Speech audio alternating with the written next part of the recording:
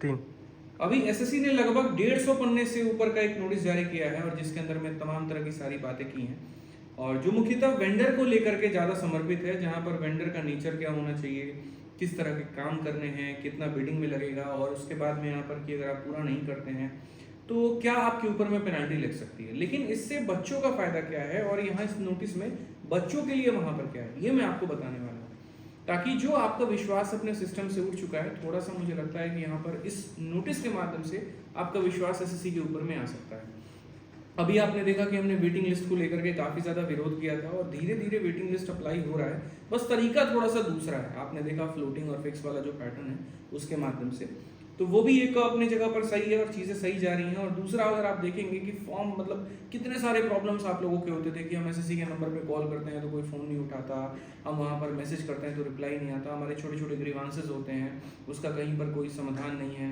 ठीक है, कई बार वेबसाइट हमारा हैंग कर जाता है, फॉर्म हम भरते हैं तो कई बच्चों के जो डॉक्यूमेंट होते हैं वो अंतिम दिन ही बन करके आते हैं, तो उनकी मजबूरी हो जाती है अंतिम दिन फॉर्म भरना, लेकिन उसके बाद में जब वो वेबसाइट पर जाते हैं तो उनका वेबसाइट खुलता नहीं। तो मैं पूरे नोटिस को अभी मैंने डिकोड कर दिया और मैं आपको पढ़ करके सारी बातें समझा देता हूँ जो महत्वपूर्ण बातें हैं। सबसे पहले नोटिस में सबसे पहला पॉइंट जो रखा गया वो टेक्नोलॉजी और प्लेटफॉर्म का अपग्रेड रखा गया।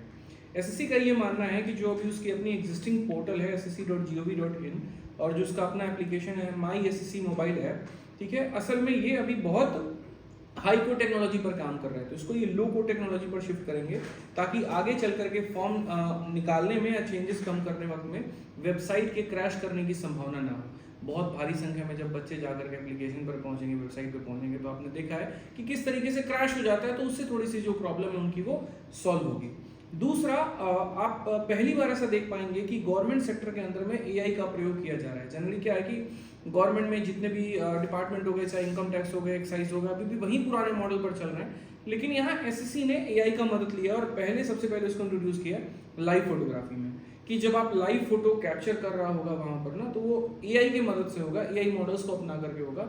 इससे थोड़ी सी चीज़ें और बेहतर होंगी और फॉर्म रिजेक्शंस के जो चांसेस है वो खत्म हो जाएंगे और डुप्लीकेसी भी जो है वो खत्म हो जाएगी। ठीक है, इसके अलावा जो नए मॉड्यूल्स, पॉइंट नंबर जो 2 है वो है नए मॉड्यूल्स और फीचर्स। ये बेसिकली कैंडिडेट के सर्विसेज के लिए है। अगर हम देखें तो जैसे आपका ओटीआर और फॉर्म भरना है, पिछले 2 सालों में आपने देखा कि ओटीआर जैसी सिस्टम आई, इसके पहले ओटीआर नहीं थे, रजिस्ट्रेशन होता था, लेकिन ओटीआर ठीक लगता है भाई, लेकिन आप समझो ना, बिना साइबर कैफे वाले की मदद से बहुत ऐसे बच्चे हैं ग्रामीण क्षेत्र के जो फॉर्म भर ही नहीं सकते। अब इसमें समस्या क्या होती है, साइबर कैफे वाले ने गलती की तो परेशानी यहाँ बच्चा होता है, भुगतता यहाँ पर बच्चा है। ठीक है, तो ये छोटी सी चीज़ों को लेकर के ओटीआर में उन्होंने कहा कि हम इसको थोड़ा और आसान बनाएंगे, थोड़ा और सरल बनाएंगे, ताकि बच्चे के लिए चीज़ बड़ा बेहतर हो पाएगा। साथ में एग्जाम सिटी और शिफ्ट एलोकेशन, पिछली बार आपने देखा कि अब बच्चा खुद से अपना शहर भर सकता है, खुद से अपना समय चूज कर सकता है, लेकिन इसमें समस्या क्या आ रही है कि कुछ ही ऐसे चुनिंदा शहर हैं और कुछ यहाँ पर टाइमिंग है जिसकी डिमांड सब किसी के लिए ज़्यादा होती है, तो बाकी बच्चों को मजबूरन 400-500 किलोमीटर ठेकना पड़ रहा है। तो यहाँ पर इन्होंने कहा कि इन सब के लिए नया रैंडमाइजेशन और नॉर्मलाइजेशन मॉड्यूल बनाया जाएगा और कोशिश किया जाएगा कि एक सर्टेन रेडियस के अंदर में बच्चे जो है वो पेपर अपना दे पाएँ। ठीक है, फिर उसके बाद में आधार और डिजी लॉकर इंटीग्रेशन, इसको इन्होंने कहा कि यार हम इनको जोड़ेंगे, तुम्हारा आधार कार्ड और डिजी लॉकर में जो डॉक्यूमेंट है ना उसको एक तरीके से इंटीग्रेट कर देंगे, ताकि जो तुम्हारा डॉक्यूमेंट वेरिफिकेशन और रजिस्ट्रेशन जो है वो थोड़ा और सिक्योर हो पाए। बच्चा क्या करता है कि रजिस्ट्रेशन करते वक्त में कुछ भी भर देगा, कुछ भी टाइप कर देगा, हम ओबीसी बना देगा, अपने आप को SC/ST बना देगा और फिर पूरा प्रोसेस देगा और एंड में बोलेगा जी हम तो नहीं हुए, कोई बात नहीं, हमारा सिलेक्शन नहीं हुआ, हमें क्या ही फर्क पड़ता है। तो इसको थोड़ा सा है ना, मतलब एसएससी ऐसे लेके चल रही है, यार ये तो बच्चा टाइम वेस्ट कर रहा है एसएससी का, तो क्यों ना इसको सही किया जाए कि इंटीग्रेट कर दिया जाए। जब आधार कार्ड में दिख जाएगा कि वो 20 साल का नहीं है और डिजी लॉकर के माध्यम से पता चल जाएगा तो फॉर्म ही नहीं भर पाएगा। तो कुछ इस तरह की बातें जो है वो डिजी लॉकर और उमंग ऐप का इंटीग्रेशन करने वाली है एसएससी, ताकि थोड़ा जो ट्रांसपेरेंट सिस्टम है वो और बन पाए। नेक्स्ट पॉइंट नंबर जो 3 है वो है आपका रिजल्ट ईआरपी। सबसे बड़ा जो बदलाव है वो ये है। अब आप बोलोगे रिजल्ट ईआरपी क्या है, तो एक सेंट्रलाइज्ड रिजल्ट ईआरपी सिस्टम बनाया जाएगा जो टीयर वाइज और फाइनल रिजल्ट दोनों को प्रोसेस करेगा। ठीक है। और इसके अंदर में क्या होगा, तो जो कट ऑफ्स हैं, जो मेरिट लिस्ट है और टाई ब्रेकिंग रूल को सिस्टम में ऑटोमेट किया जाएगा, जिससे रिजल्ट प्रोसेस ट्रांसपेरेंट होगा और ह्यूमन एरर को मेरे भाई कहीं ना कहीं चांसेस खत्म हो जाएंगे। अभी क्या होता है कि ये लोग पूरा एक्सेल फाइल पर काम करते हैं, जो भी रिजल्ट आया फिर उस एक्सेल फाइल में ये देखते हैं अच्छा इस डेट से ऊपर इतने कैंडिडेट हैं लेकिन हमें तो इनको लेना नहीं है तो उसको एलिमिनेट करो। जिसका पिछली बार आपने देखा भी था कि एसएससी से एक ह्यूमन एरर हुआ था और बाद में कोर्ट केस करने के बाद 1100 कैंडिडेट्स की एंट्री करवाई गई थी। तो यहाँ पर अब ये क्या करेंगे कि जितने इनके नियम है, जैसे टाई ब्रेकिंग रूल हो गया कि 2 कैंडिडेट के अगर सेम नंबर आते हैं तो चूज किसको करना है, तो ये एक्सेल से अब हट करके एआई की मदद से यहाँ पर ईआरपी सिस्टम लगा करके इसको सही करेंगे कि भैया एक सिस्टम, एक ऐसा ऑटोमेटेड सिस्टम हो जो बच्चों के रिजल्ट्स को सारे नियम का ध्यान रखते हुए करे और वहां पर गलती होने की संभावना कम हो। तो ये एक बहुत अच्छी बात है। बेचारा इसी के चलते एसएससी जो है हर बार कोर्ट में नप जाता था, उसके ऊपर में केस वेस हो जाएगा और परेशान बेचारा रहता था। तो शायद इसके माध्यम से हो सकता है चीजें सही हो जाए। ठीक है। चौथा नंबर जो कि सबसे महत्वपूर्ण और अच्छा मुझे लगा, देखो यार मैं मतलब इस बात पे रहता हूँ ना, सर्विसेज का मैं बहुत बड़ा फैन हूँ। कारण है अगर कोई बच्चा परेशान है, आज हमारी टीम को भी कॉल करता है और जब हमारी कॉलिंग टीम कॉल नहीं उठाती है तो उसको फ्रस्ट्रेशन आता है कि यार ये छोटी सी तो मेरी डाउट थी, तुम सॉल्व कर देते, परेशान नहीं होता, मेरा टाइम किल नहीं होता। आज के समय बताइए क्या हर बच्चा इतना बढ़िया शहर में बैठा है कि 2 मिनट में एसएससी के ऑफिस पहुंच जाएगा? नहीं पहुंच जाएगा। ठीक है। कॉल करता है एसएससी फोन नहीं उठाती है, चेयरमैन साहब को ईमेल करता है रिप्लाई तक नहीं आता है। तो इसके लिए इन्होंने कहा कि हम एआई चैटबॉट और हेल्पलाइन ये स्टूडेंट के सपोर्ट में हम निकालेंगे।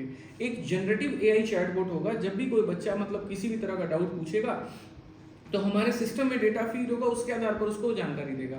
तो आज के समय जैसे मैं भी हूँ, मैं भी अपनी कंपनी में चैटबॉट अभी अप्लाई करवा रहा हूँ।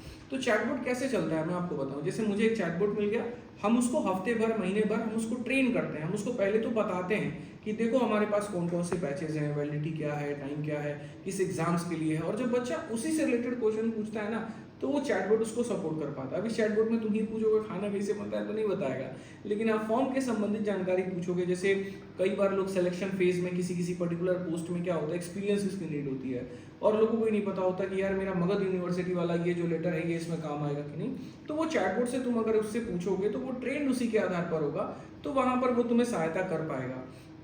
ठीक है। और ये मुझे लगता है गवर्नमेंट को बहुत पहले कर देना चाहिए। आज के समय देखिए इतनी बड़ी बड़ी एप्लीकेशन है, स्विगी है, जोमेटो है। ठीक है। आपके ऑर्डर में किसी तरह की परेशानी आ जाती है। जब ये कंपनी शुरू हुई थी ना तो वहां पर क्या था कि टेलीकॉलर लगे होते थे, आपके फोन को उठाते थे, आपसे बात करते थे।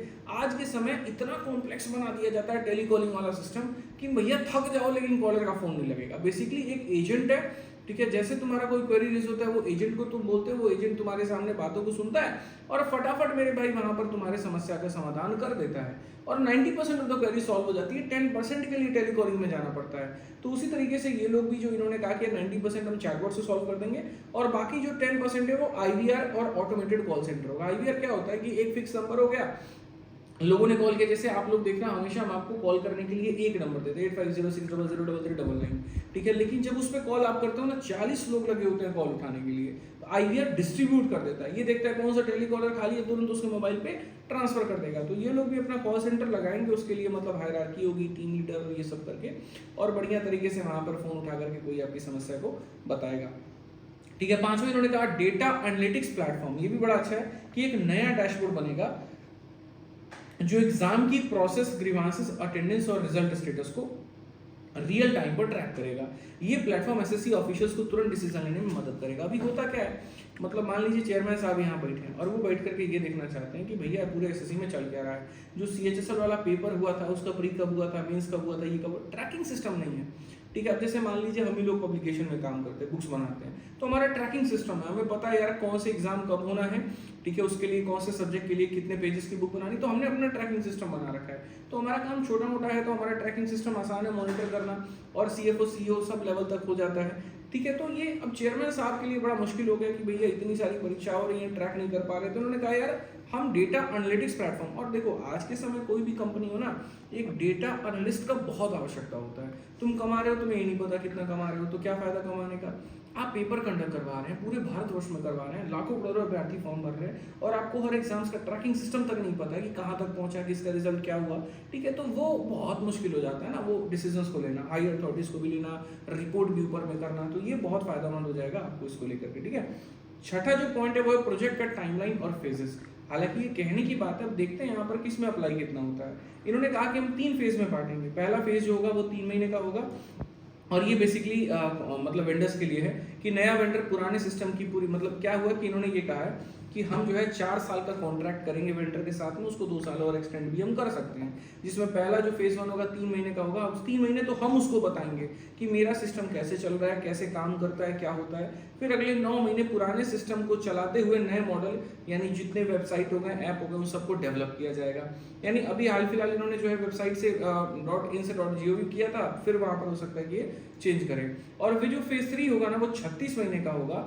पूरे नए और अपडेटेड सिस्टम पर एग्जाम को धीरे धीरे ये लोग शिफ्ट करके लेके जाएंगे और चीज़ें थोड़ी सी सही होंगी।